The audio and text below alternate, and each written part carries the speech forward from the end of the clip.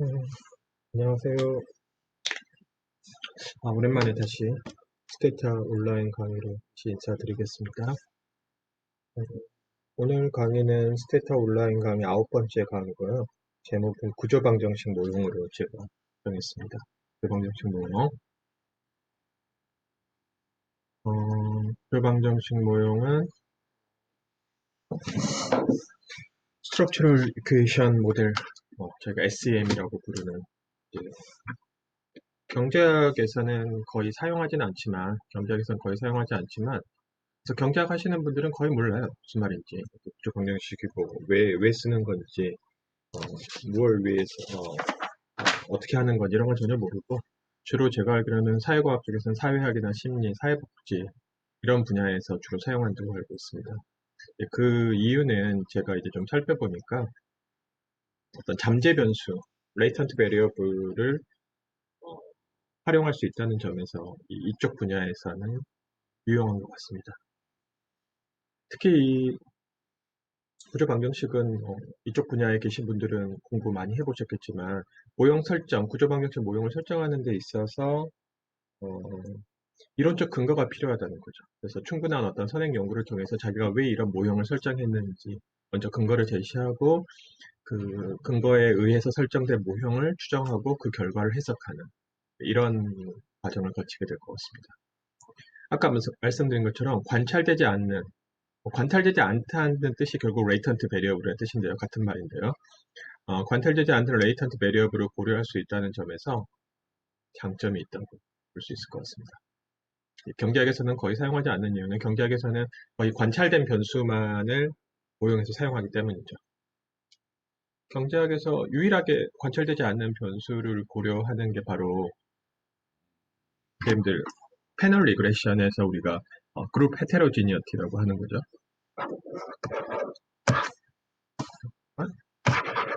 잠시만요. 네.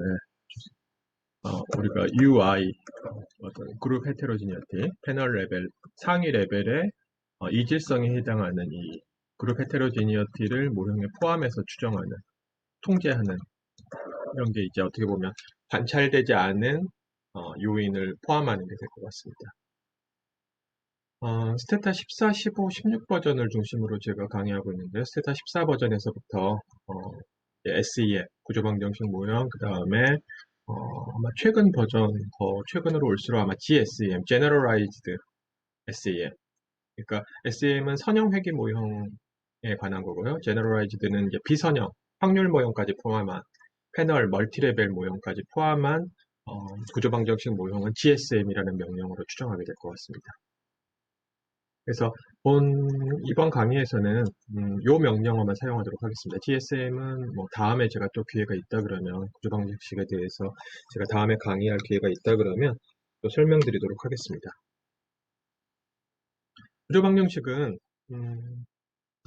스테타로 뭐 하기도 하지만 스테타보다는 솔직히 다른 구조방정식 전문 프로그램들을 훨씬 더 많이 사용해요. SPSS나 SPSS 에이모스나 리스렐, 또 뭐 EQS, 그다음에 M 플러스 이런 구조방정식 전문으로 하는 프로그램들을 더 사용하기도 합니다. 그래서 오히려 이런 걸로 사용하는 분들이 더 많은 것 같아요. 네, 스테타로도 제가 봤을 때는 충분히 구조방정식을 추정하는 데 문제는 없을 것 같습니다. 그래서 스테타 사용자들이 이제 스테타 쓰면서 구조방정식 하고 싶을 때 유용할 것 같습니다. 구조방정식도 결국 어떤 명령어를 통해서 입력을 해야 되고요. 명령어를 입력하든지 아니면은 우리가 뭐 메뉴 방식을 사용하든지 GUI라고 그러는데 여기서는 이제 우리가 그림을 구조방식 했다시피 이렇게 변수들 간의 관계를 그림으로 그려서 그 그림을 그린 다음에 추정하는 그 GUI. 그래서 명령어만 써서 어떤 구조방정식 결과를 얻을 수도 있고요. 먼저 그림을 그린 다음에 그 결과를 얻을 수도 있습니다. 둘 중에 아무 방식이나 사용하시면 될 것 같습니다. 그러나 본 수업에서는 그림을 그리는 건 거의 하지 않겠습니다. 왜냐하면 그림을 그리려면 너무 시간이 오래 걸려요. 자리 잡고 이러는데. 그래서 바로 그냥 명령어로만 하고요. 그림을 어떻게 그리는지는 간단하게 제가 설명하도록 하겠습니다. 그림을 그리고 싶으면 스테타에서는 SEM 빌더라는 걸 사용합니다. GUI를 그림을 그려서 구조 방정식을 추정하고 싶다면 SEM 빌더라는 걸 사용하고요. 스테타에서는 가령 DBSEM 다이얼로그 박스 불러오는 명령어죠. DBSEM이라고 이렇게 DBSEM이라고 하면 이런 그 그림을 그릴 수 있는 SEM 빌더가 나타납니다. 그래서 여기다가 그림을 그려서 그림을 그린 후에 추정하시면 될 것 같습니다. 그래서 오늘 그 수업에서는 그 구조방정식에서의 그 측정 모형, 메저먼트 모델과 그 다음에 경로 모형, 그 다음에 경로 모형과 측정 모형이 합쳐져 있는 구조방정식 모형 이런 세 가지에 대해서 배우도록 하겠습니다. 우리가 측정 모형은 Confirmatory Factor Analysis, CFA라고도 부르는 거거든요. 확인적 요인 분석이다라고 부르는 겁니다. 일종의 어떤 관찰되지 않는 어떤 요인을 찾아내는 거죠. 예, 그래서 관찰되지 않는 요인들을 측정하는 관찰되는 요인을 측정하는 어떤 관찰된 변수를 이용해서 뭔가 레이턴트한 어떤 변수의 내용을 찾아내는 게 되겠습니다. 이게 이제 확인적 요인 분석이 되고요. 아까 말씀드린 대로 측정 모형이다는 말의 측정이라는 말의 의미는 이제 조금 이따 아시게 될 것 같습니다. 그래서 구조 방정식 모형에서 이 팩터라고 부르는 게 어떤 레이턴트 베리어블이다. 잠재 변수다. 이렇게 이해하시면 될 것 같습니다. 레이턴트 베리어블이다. 관찰되지 않는 잠재 변수. 잠재 변수는 관찰되지 않는 거죠. CFA는 확인적 요인 분석은 연구자가 설정한 측정 모형. 이게 확인적이라는 말이 이제 설정한 측정 모형이라는 건데요. 연구자가 설정한 측정 모형이 주어진 데이터. 이제 주어진 데이터라는 거는 이 어떤 관찰되지 않는 요인이 측정하는 어떤 관찰된 변수들이 이렇게 있는 거죠. 관찰된 변수들이 있고, 이 관찰된 변수들을 어느 정도 피팅하는지 분석하는 것이 목적이다. 그러니까 한마디로 뭔가 관찰되지 않는 어떤 그 팩터가 존재하고 그 팩터를 어떻게 측정할 건가에 관한 문제라고 보시면 될 것 같습니다. 간단하게 예를 들면 우리가 어떤 사람의 우울감의 정도라는 거는 관찰되지 않잖아요. 근데 그거를 측정을 해야겠죠. 어떤 인디케이터로 측정을 하겠죠. 예를 들면 너 하루에 잠 몇 시간 자? 하루에 죽고 싶다는 생각해 본 적 있어? 이런 질문들을 통해서 이런 인디케이터를 통해서 측정을 하겠죠. 그래서 우리가 가장 간단하게 우울감의 정도를 측정하는 방법은 그냥 그거를 5점 만점으로 5점으로 측정한 다음에 평균에서 평균값이 높으면 여러 가지 인디케이터들의 값의 평균에서 평균값이 높으면 그 사람의 우울감의 정도가 높다. 또는 낮다. 이렇게 판단하겠죠. 그게 가장 간단한 어떻게 보면 측정 모형이죠. 우리가 생각하는.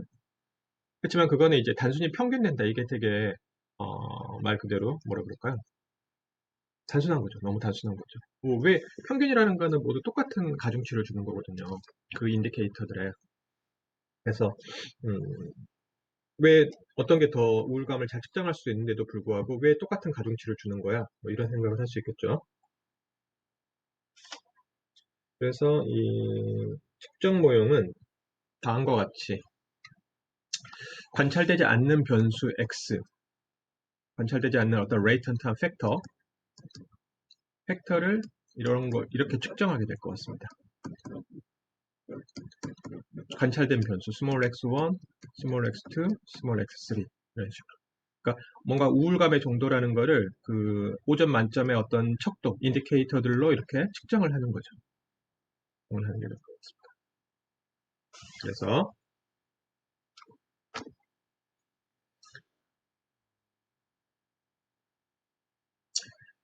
모형은 다음과 같이 첫 번째 인디케이터, 그러니까 우울감의 정도가 정확히 말하면 우리가 X1이 X의 메저먼트다. 이렇게 이해하시면 될 것 같습니다. 인디케이터다. 그래서 대문자로 쓴 거는 이 SEM에서는 레이턴트 베리어블이라는 뜻입니다. 레이턴트 베리어블. 잠재 변수가 되는 거고요. 소문자로 쓰는 거는 관찰된 변수, observed. 관찰된 변수들은 소문자를 쓰고요. 대문자는 이제 관찰되지 않는 latent variable은 대문자로 쓰면 될 것 같습니다. 그래서 9개의 인디케이터들이 있고 이 9개의 인디케이터들이 x를 측정한다 라고 생각하시면 될 것 같습니다. 이제 선생님들이 좀 오해하기 쉬운 게 일반적인 리그레션에서는 이게 이제 x 변수고 이게 y 변수잖아요. 그래서 얘가 얘를 결정한다 뭐 이런 식으로 이해할 수 있는데 측정 모형은 그런 뜻이 아닙니다. 측정 모형에서 리그레션은 이 두 변수의 어소시에이션을 말하는 거지, 뭐 얘가 원인이고 얘가 결과고 이런 식으로 해석하시면 안 될 것 같아요. 측정 모형에서는. 그래서 어떤 어소시에이션을 말하는 거라고 생각하시면 될 것 같습니다. 이 관찰되지 않는 어떤 변수와 이 관찰된 변수와의 관계, 뭐가 원인이고 결과이기 때문에 얘가 y가 있고 얘가 x로 있고 이런 거 아닙니다. 그래서 이 베타라는 거는 이 두 관찰된 변수와 관찰되지 않는 팩터들 간의 어소시에이션을 측정하는 게 바로 이 베타가 될 것 같습니다.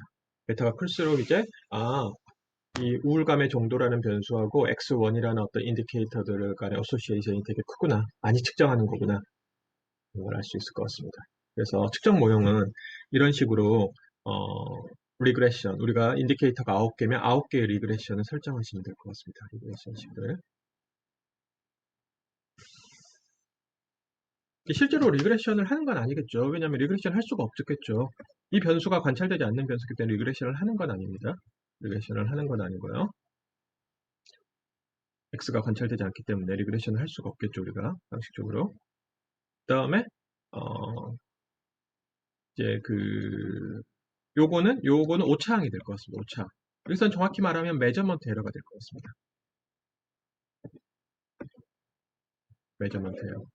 그러니까 실제로 우울감의 정도를 우리가 우울감의 정도를 이 변수로 측정한다면 실제 정말 우울감의 정도하고 관찰된 변수와의 차이가 바로 이 메저먼트 에러가 될 것 같습니다. 그러니까 우리가 만약에 우울감의 정도를 변수로 사용하고 싶은데 만약에 이 변수가 관찰되지 않기 때문에 이 관찰된 변수를 사용한다면 우리는 이 정도의 메저먼트 에러를 가지고 이 변수를 사용하고 있다고 생각하시면 될 것 같습니다. 그래서 메저먼트 에러에 해당하는 오차가 될 것 같습니다. 그래서 실제로 이걸 구조 방정식으로 이렇게 모형을 설정하고 추정하는 방법은 이 오차항에 대해서 멀티베리에이트 노멀 다별량 정규 분포죠. 멀티베리에이트 노멀을 가정하고 멀티베리에이트 노멀을 가정하고 멀티베리에이트 노멀을 가정하고 추정하게 될 것 같습니다. 평균은 0이고 분산은 어떤 일정한 값을 갖는 거죠. 각자 다. 각각의 오차항이 x 시그마 스퀘어 1, 이거는 시그마 스퀘어 2. 그 다음에 공분산은 얘네들 간의 공분산은 뭐 연구자가 결정하게 달려 있는데요. 뭐 디폴트로는 모두 0이라고 서로 공분산이 없다고 가정하게 될 것 같습니다. 그래서 이렇게 설정한 오차항의 공분산 매트릭스, 평균이 0이고 분산은 시그마 스퀘어 1, 시그마 스퀘어 2고 그 다음에 공분산은 서로 0인 이 멀티벨의 노말의 어떤 분포가 이 주어진 데이터 x1부터 x9 인디케이터들의 공분산 매트릭스하고 얼마나 일치하는가 그걸 최소화시키는 방향으로 이 베타를 추정하게 될 것 같습니다. 그러니까 관찰된 변수들의 공분산 매트릭스와 멀티벨의 노말에서 나온 공분산 매트릭스 간의 그 차이를 최소화시키도록, 왜냐하면 이제 실제로 이 변수는 이거잖아요. 이렇게 쓸 수 있잖아요. 이렇게 쓸 수 있는 거죠. 요게 이제 메저먼트 에러가 될 것 같습니다. 그래서 이 변수의 멀티플 노말에 대한 공분산 매트릭스하고 실제 관찰된 변수의 공분산 매트릭스의 차이를 최소화하는 방향으로 이 파라미터들을 찾게 된다고 생각하시면 될 것 같습니다. 구체적으로 우리가 여기서 SEM을 어떻게 추정하느냐 이런 얘기는 하지 않겠습니다. 이 수업에서 짧은 시간 동안 많은 얘기를 하는 게 현실적으로 불가능하기 때문에 구체적으로 이걸 추정하는 과정은 무엇이야 이런 얘기는 최소한으로 하도록 하겠습니다. 그래서 아까 말씀드린 대로 그 메저먼트 L에 대해서 멀티벨의 노멀 분포를 가정하고 평균은 0이고 분산은 어떤 시그마 스퀘어 값을 갖고 각각의 분산을 갖는 거죠. E1 그 다음에 시그마 스퀘어 x2, 죄송해요. e2. 그 다음에 오차항의 공분사는 뭐 0으로 가정한다. 물론 0으로 가정 안 할 수 있어요. 뭐 이 두 개 오차항이 어떤 일정한 오차항의 공분산이 일정한 공분산을 갖는다라고 가정하는 것도 가능합니다. 첫 번째 가정에서는 이렇게 그 오차항들 간의 메저먼트 에러들 간의 공분산이 0이라고 가정하도록 하겠습니다. 그러면 다음과 같은 그림을 그리면 될 것 같습니다. 우리가 이제 이게 어떤 리그레션에서 X변수의 위치에 있기 때문에, X변수는 아니지만 X변수의 위치에 있기 때문에 우리가 화살표가 X에서 Y로 가게 될 것 같습니다. 그래서 이렇게 화살표가 가는 거고요. 그러니까 한마디로 이 관찰되지 않는 변수를 이 관찰된 변수들이 측정한다. 그래서 이렇게 생긴 모형을 구조방식의 측정 모형이라고 생각하시면 될 것 같습니다. 그러니까 관찰되지 않는 변수를 측정하는 이 인디케이터들이 측정하는 모형이다. 이런 구조가 측정하는 모형이다. 그 다음에 이건 Y변수니까 Y변수 쪽에 이 오차항이 다 자동으로 붙게 됩니다.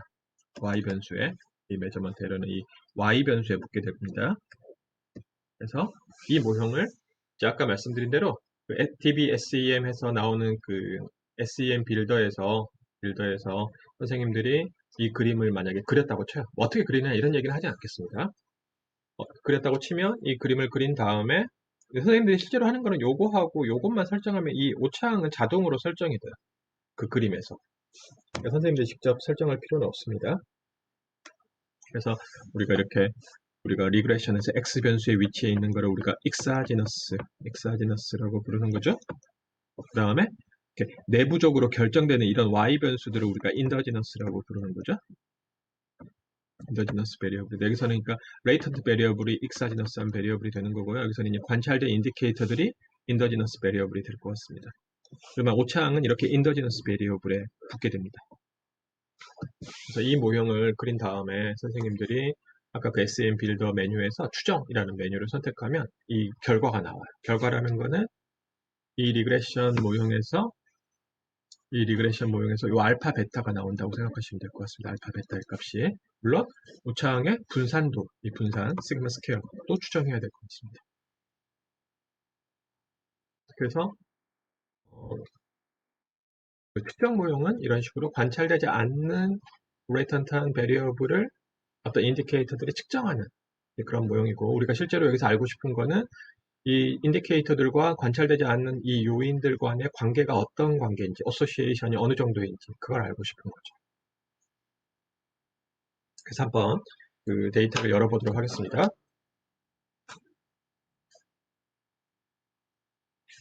use NLSY 97 CFA 이렇게 데이터를 제가 열었고요.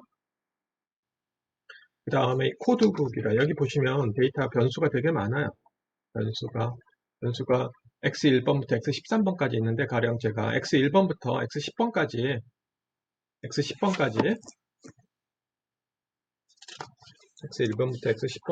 변수가 어떤 변수가 있는지 한번 보도록 하겠습니다. 우리가 코드북이라는 스테타의 명령어를 쓰면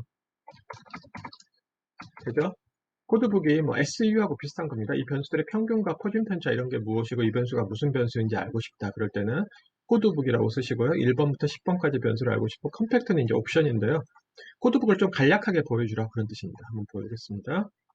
이런 결과가 나오고, 첫 번째 변수는 1833개, 그러니까 결측치가 있어요, 중간에. 그래서 실제로 결측치가 없는 전체 표본은 8985개거든요.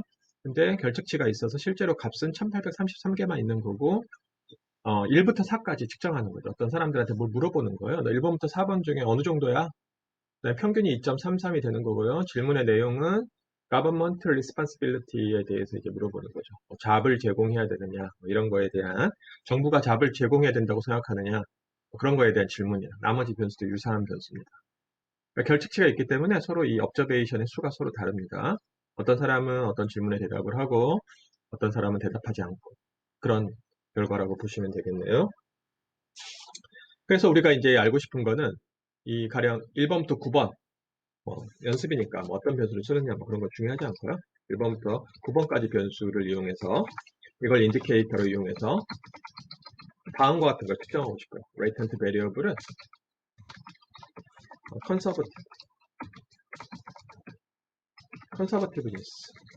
컨서버티브한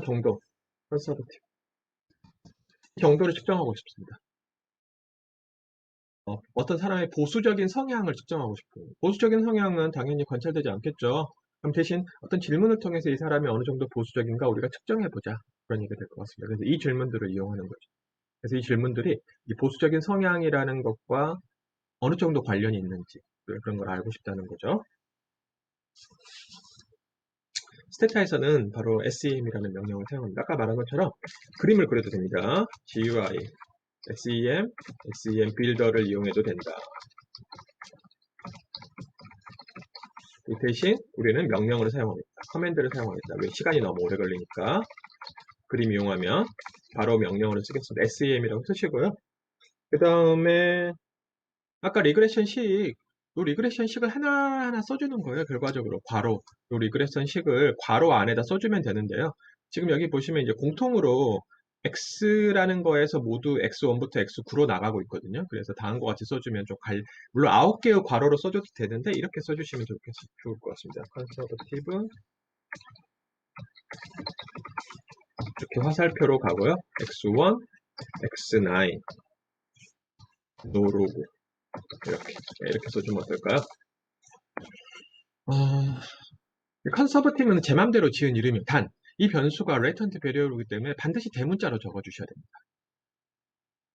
이게 X 변수가 되는 거죠. 그 다음 Y 변수는 화살표가 이 방향으로 갔기 때문에 아까 그 그림에서 화살표하고 똑같은 방향으로 가야 됩니다.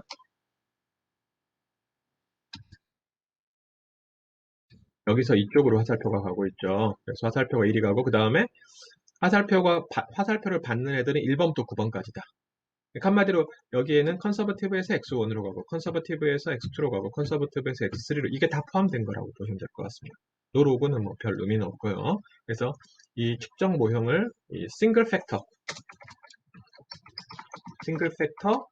측정 모형이다. 메저먼트 모형이다. 그냥 싱글 팩터라는 얘기는 그 레이턴트 베리어블 하나만 측정하면 되는 거죠. 컨서버티브 지금 하나만 측정하면 될 것 같습니다.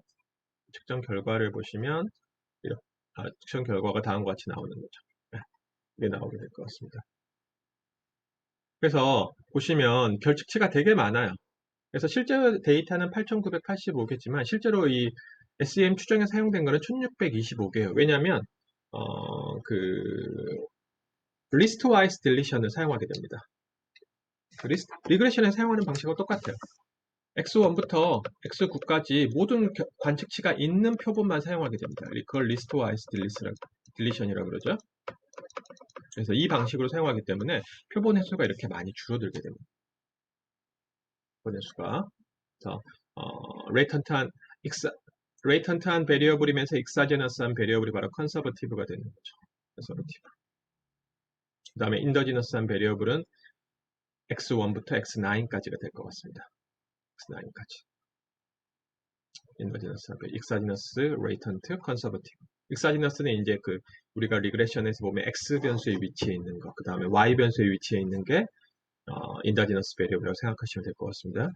그 다음에 스트럭처 이퀘이셔널 모델, 추정 방법은 ML, Maximum Likelihood Estimation이다. 아까 말씀드린 것처럼 오차항의 분포를 다별량 정규 분포로 가정하거든요. 그래서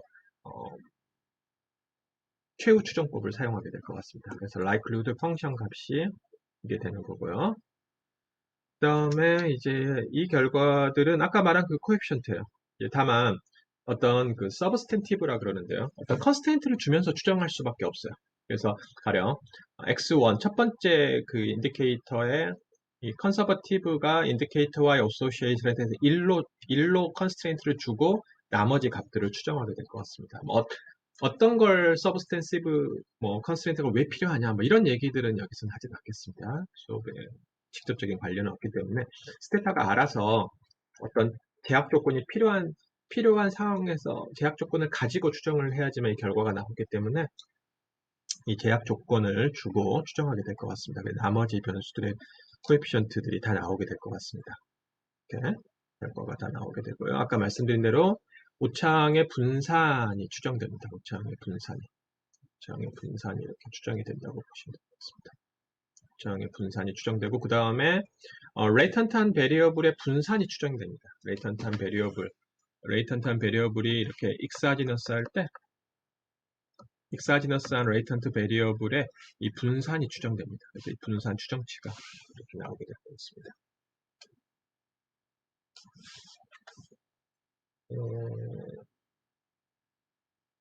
분산 추정치가 나와서요. 그 다음에 뭐 간단히 말해서 지금 이제 이 코에피션트가 클수록 활용 코에피션트 큰 거 뭐 있어요? 1.02 이건 되게 크잖아요. 다른 애들보다.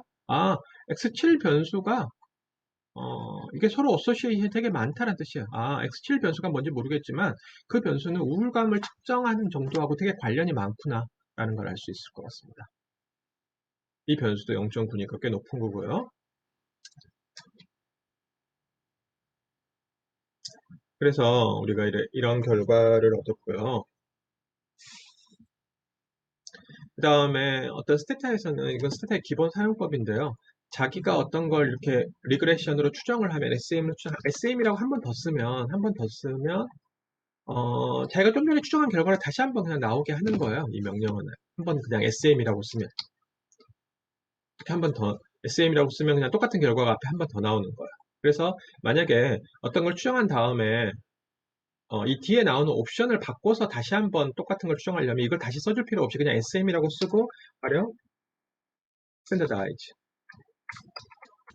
스탠다드아이즈라고 쓰면 무슨 말이냐면 이 명령어의 의미는 뭐냐면 이 앞에 모형을 다시 추정하되 대신 이 옵션을 추가해서 다시 한번 추정해라 그 뜻입니다. 그래서 SEM 스탠다드아이즈라고 치면 여기 보시면 이제 여기 똑같은 결과가 나오는데 다만 표준화 개수라는 게 나옵니다. 표준화 개수. 이 개수는 표준화 개수가 될 것 같습니다. 표준화 개수는 우리가 리그레션에서 배우셔서 아시겠지만 스탠다드아이즈드 코에피션트, 베타 코에피션트라고 부르는 거죠. 다시 말하면 X 변수들의 어떤 스케일이 서로 다를 때 X 변수들의 스케일이 다를 때 그 스케일을 맞춰서 어떤 변수가 더 효과가 이펙트가 큰지 이런 걸 보기 위해서 스탠다드아이즈드 코에피션트를 계산한다고 보시면 될 것 같습니다. 스탠다드아이즈드 코에피션트. 그래서 스탠다드아이즈드 코에피션트를 얻고 싶으면 보통 논문에서는 이 스탠다드아이즈드 코에피션트를 리포트 하더라고요. 서로 비교하기 위해서 이 어소시에이션의 정도를 서로 비교하기 위해서 그래서 이 값이 크면 더 어소시에이션이 크다. 표준화된 측면에서 봤을 때 그래서 이 표준화 계수는 아시겠지만 계산하는 방법은 간단해요. 그러니까 베타의 스탠다드아이즈드 코에피션트는 앞에서 계산한 그냥 베타 언스탠다드아이즈드 코에피션트에다가 그 x 변수 어떤 x1 변수의 스탠다드아이즈드 코에피션트는 x 변수의 언스탠다드아이즈드 코에피션트에다가 x1 변수의 표준 편차를 y 변수의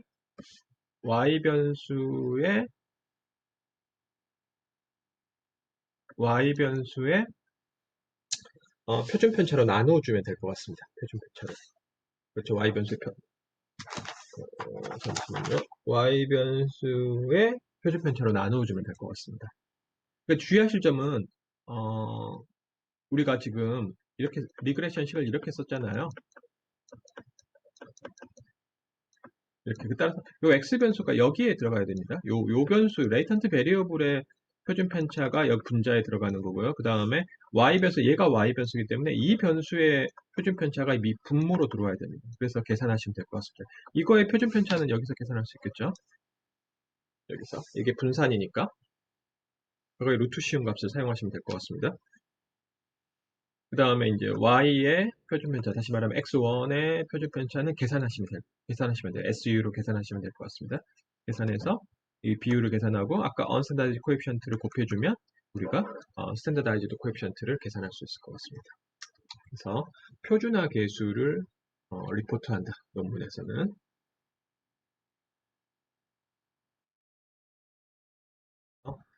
컨서버티브 변수는 레이턴트 익사지너스한 변수에 해당하며 x1부터 x1 이 인디케이터들은 observed 하면서 인더지너스 배를 y 변수의 위치에 있는 역할을 하게 될 것 같습니다. 그 다음에 추정 방법은 메서드 ML이라는 게 디폴트로 적용이 돼요. 아까 여기 ML이라는 게 maximum likelihood estimation이라고 그랬죠? 여기 보시면 요거 요거, 요 부분. 최후 추정법을 사용하게 될 것 같습니다. 그래서 아까 말씀드린 대로 구체적으로 어떻게 추정하느냐 이런 얘기는 시간 관계상 하지 않겠습니다. 그래서 결과를 해석하는 거는 아까 말씀드린 대로 이 가령 스탠다드아이즈드 코에피션트를 가지고 해석하면 이 값이 클수록 이 스탠다드아이즈드 코에피션트 값이 클수록 x 변수들의 스케일을 서로 맞춘 후에 더 어소시에이션의 정도가 크다라는 걸 말할 수 있을 거예요. 가령 x3 변수의 어소시에이션이 가장 크죠.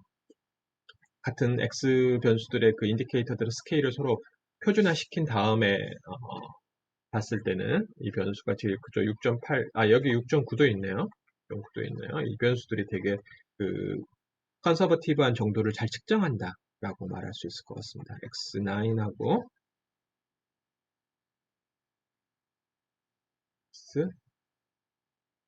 X9하고 X3 이 변수들.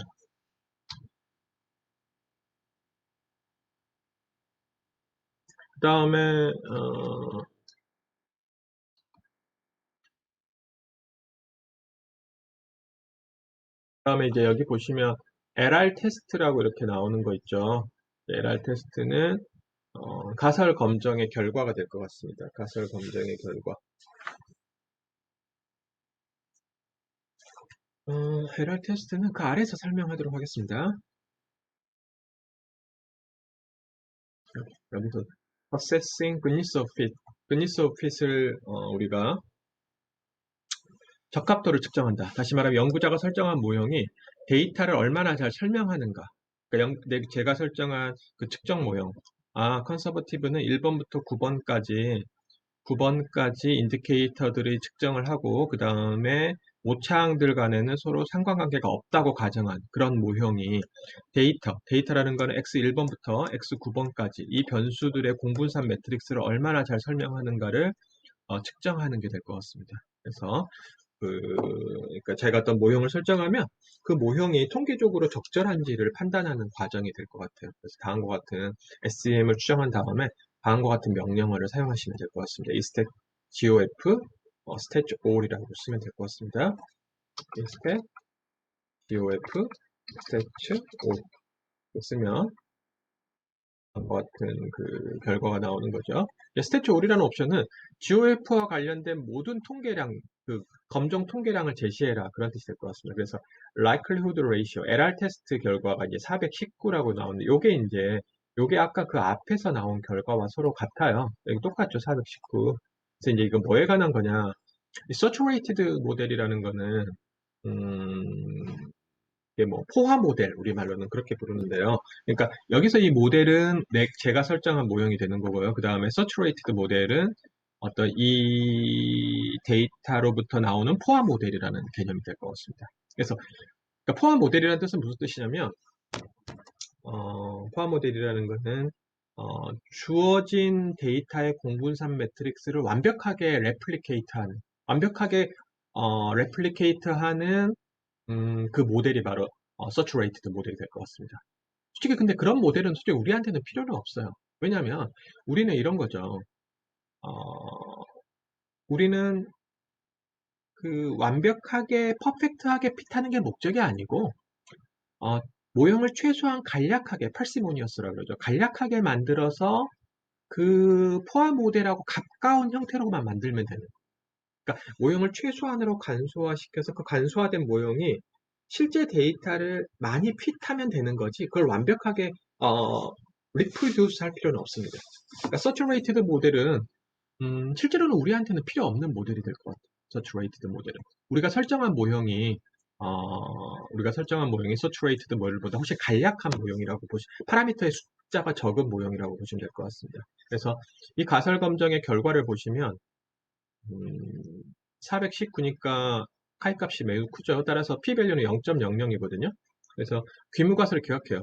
귀무가설이 뭔지만 아시면 될 것 같은데요. 여기서는 귀무가설이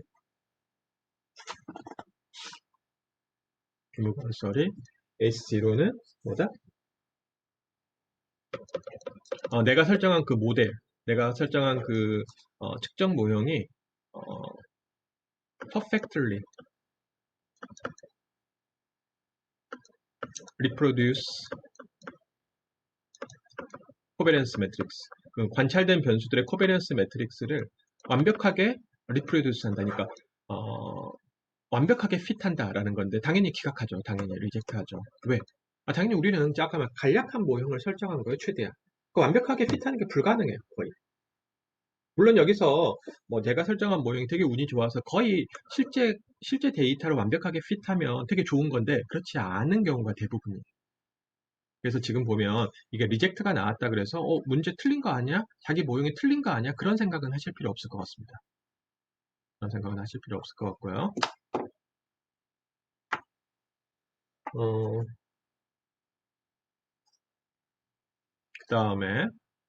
그 다음에 나머지 변수들도, 그러니까 결과적으로 여기서는 이제 현재 내가 설정한 모형이 주어진 데이터, 관찰된 변수들의 공부산 매트릭스를 완벽하게 핏하지는 못한다라는 얘기가 될 것 같아요. 그렇지만 그게 목적은, 완벽하게 핏하는 게 목적은 아니라는 거죠. 최대한 뭔가 가깝게 만드는 거. 이게 이제 목적이라는 거죠. 최대한 가깝게 만드는 거. 그 다음에 나머지 이 통계량들도 이제 얼마나 잘 측정하느냐를 말하는 거예요. 가령 이게 뭐 어떻게 계산하느냐 이런 얘기는 하지 않겠습니다. RMSEA는 이게 0.5 이하면 이 값이 0.5 이하면 핏이 훌륭하다라고 말할 수 있습니다. 근데 지금 이제 그러니까 그러니까 요 로우어 바운드 이게 0.5, 요 값의 로우어 바운드 90% 신뢰 구간에서 이게 0.5 로우어 바운드가 0.5 이하면 핏이 적당하다라는 얘기가 될 것 같습니다. 근데 지금 0.5보다 크죠. 0.05보다 크죠. 따라서 내가 설정한 모형의 핏에 좀 문제가 있다. 피팅에 문제가 있다라는 걸 말할 수 있어요. 그 다음에 인포메이션 크라이테리아는 AIC, BIC는 이게 이제 작을수록 좋거든요. 작을수록 이제 파라미터의 숫자가 많을수록 그거에 페널티를 줘서 그 인포메이션 크라이테리아 그러니까 예를 들면 어떤 두 모형이 있으면 더 작은 모형을 선택하는 게 이 기준에 따라서는 작은 어떤 두 A 모형과 B 모형이 있으면 작은 모형을 선택하는 게 이 기준이 될 것 같습니다. 그 다음에 CFI하고 TLI는 이 CFI는 둘 다 1에 가까울수록 피팅이 좋은 거다라고 말할 수 있습니다. 1에 가까울수록 이게 1에 근데 이제 0.9 정도면 꽤 좋은데 0.9가 조금 안 돼요. 그래서 약간 핏에 문제가 있다. 그 다음에 SR, SM, MR 역시 0에 가까울수록 좋은 피팅인데 이것도 보통 0.08 그러니까 이건 0.08이니까 이 기준에서는 핏이 적당해요. 0.08 정도면 좋고 그 다음에 일종의 CD는 우리 선생님들의 그 리그레션에서 R스퀘어라고 생각하시면 될 것 같습니다. R스퀘어니까 당연히 높을수록 좋은 거겠죠. 높을수록 좋은 거겠죠. 뭐 이 정도면 나쁜 건 아니에요. CD는 선생님들 우리 R스퀘어 0에서 1 사이일까? 기억나시죠?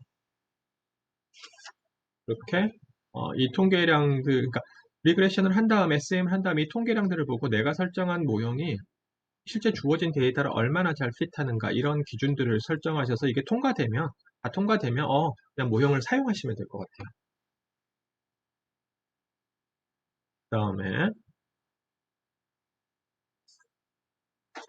그 다음에 다른 게 되게 많죠. 그 다음에 이런 거는 뭐 시간 관계상 건너뛰고요. 이 스탯 모디피케이션 인덱스 M 인덱스라는 걸 한번 사용해 보도록 하겠습니다. 이 스탯 MINDICES 모디피케이션 인덱스 이렇게 이 명령어를 이 포스트 엑스프레이션 커맨드를 사용해 보도록 하겠습니다. 그래서 이런 결과가 나오는 거죠. 모디피케이션 인덱스는 뭐냐면 우리가 아까 지금 이 모형을 설정했잖아요. 이 모형을 설정했잖아요. 이 모형에서 뭔가 빠진 패스가 있는지, 오미티드 패스가 있는지를 찾아내는 겁니다. 오미티드 패스가 있는지. 여기서 이제 오미티드 패스는 여기서 뭔가 제외된 패스는 뭐냐면요. 가령 이런 거예요. 이 모형에서는 적어도 이 두 오차항달 간의 공분산을 모두 제가 0이라고 가정했어요. 0. 이것도 0. 물론 이거와 이것도 0. 다 0이라고. 근데 과연 0이야? 이 측정 에러들 간에 과연 0이야? 라고 이제 의심할 수 있는 거죠. 그래서 가령 이런 패스들이 뭔가 빠지는 게 모형 피팅에 영향을 주는지를 측정하는 게 모디피케이션 인덱스입니다. 그러니까 모형을 모디피케이 했을 때 뭔가 달라지는 정도가 있느냐, 피팅에 달라지는 정도가 있느냐를 측정하는 게 바로 이 모디피케이션 인덱스입니다. 그래서 만약에 내가 만약에 이 패스를 뺐더니 요 두 개의 공분산이 0이 아니라는 0이 아니라고 가정해야 되는데 내가 모르고 0이라고 가정했어요. 근데 만약에 0이 아니라고 이걸 가정한다 그러면 얼마나 피팅이 증가하는가를 한번 보자는 거야. 그래서 많이 피팅이 증가하면 우리 이 패스를 집어넣자, 빼지 말고, 그런 얘기가 될 것 같습니다. 그래서 머디피케이션 인덱스를 결과를 보시면 이제 빠진 패스들이 여기에 나오는 거죠. 다시 말하면 X1과 X2의 오차항의 공분산을 한번 패스로 집어넣어 보자. 그러면 모디피케이션 인덱스가 27이 나오는 거예요. 27은 뭐냐면요, 이거예요. 그러니까 이 패스를 집어넣었더니, 이 공분산 패스를 집어넣었더니 아까 요 값 있잖아요, 요 값. 요 LR 테스트 값이 27이 줄어든다는 거야, 27만큼이. 그러니까 이 LR 테스트 값이 많이 줄어들수록 우리가 이제 그 p-밸류가 이게 왕창 줄어들어 버리면 p-밸류가 결국 되게 높아져서 결과적으로 귀무가설을 기약하지 못하게 되는 거거든요. 귀무가설을 기약하지 못하면 되게 좋은 거죠. 왜냐하면 내가 설정한 모형이 거의 완벽하게 내가 설정한 모형이 되게 간략한 모형임에도 불구하고 거의 완벽하게 주어진 공분산 매트릭스를 레플리케이트 하고 있다라는 말이 되기 때문에 그래서 집어넣어봤더니 얘는 27이 줄어드는 거죠. LR 테스트 값이 27이 줄어들고 근데 이거 보세요. 이게 지금 되게 중요해요. 3번하고 4번의 공분산의 패스를 집어넣었더니 자그마치 147이나 줄어들어 버려요. 그러니까 여기서 147이 줄어들어 버려요. 그러니까 거의 한 300 정도로 한 280 정도로 줄어들어 버려요. 그러니까 엄청나게 줄어드는 거죠. LR 테스트 값이. 그러니까 이 패스는 되게 중요한 패스 같다. 그러니까 우리가 이 모형을 추정할 때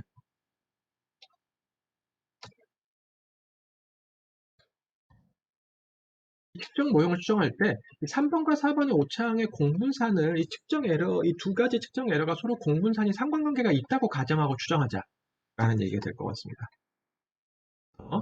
이 모디피케이션 인덱스의 의미가 무엇인지. 그다음에 여기 보시면 이제 이 모디피케이션 인덱스는 다 통계적으로 유의는 해요. 그렇지만 다 유의하다 그래서 이 패스를 이게 0.05 기준으로 유의한 것들만 나오는 거거든요. 실제로는 모든 패스가 여기에 나오는 게 아니고 유의한 패스들만, 통계 5% 유의 수준에서 유의한 패스들만 나오게 됩니다. 여기.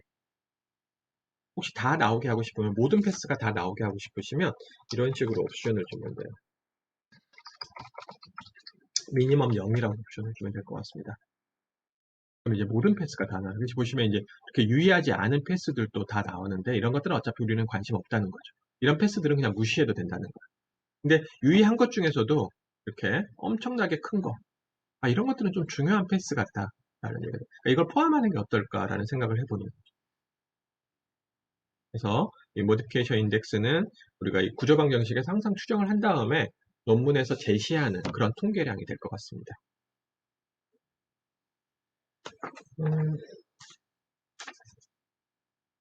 그래서 제가 이제 여기까지 설명을 드렸고요.